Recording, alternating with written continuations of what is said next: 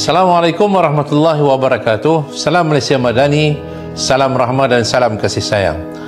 Saya bagi pihak Lembaga Pertubuhan Peladang Malaysia ingin mengambil kesempatan ini untuk merakamkan setinggi-tinggi tahniah dan terima kasih atas kejayaan Yang Amat Berhormat Perdana Menteri membentangkan bajet yang sangat memberikan makna yang sangat besar kepada masa depan Malaysia dengan jumlah ringgit Malaysia 470 bilion.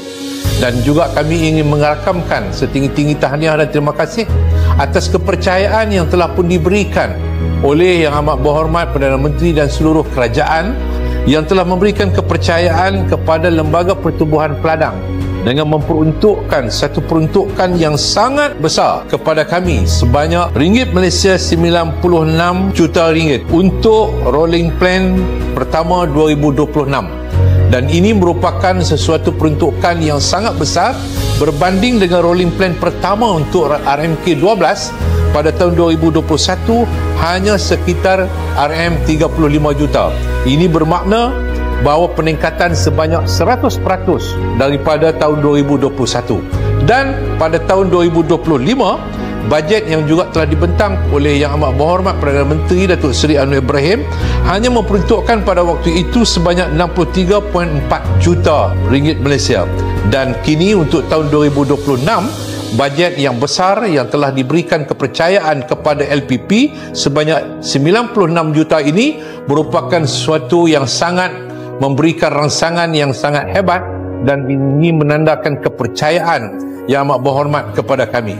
InsyaAllah dengan beberapa program yang telah pun dirangka, InsyaAllah kita akan memberikan tumpuan kepada perkara yang berkaitan dengan pengeluaran, perkara yang berkaitan dengan pembangunan usahawan, yang berkaitan dengan sektor padi dan beras, dan juga berkaitan dengan infrastruktur, mekanisasi dan juga automasi.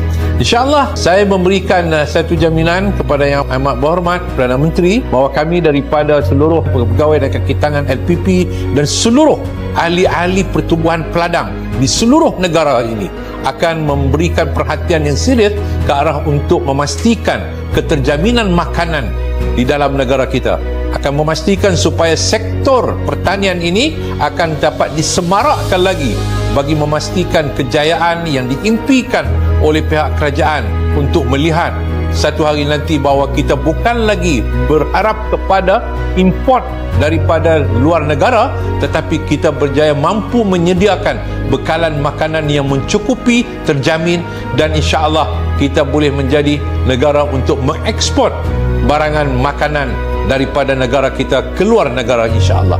Sekian, terima kasih.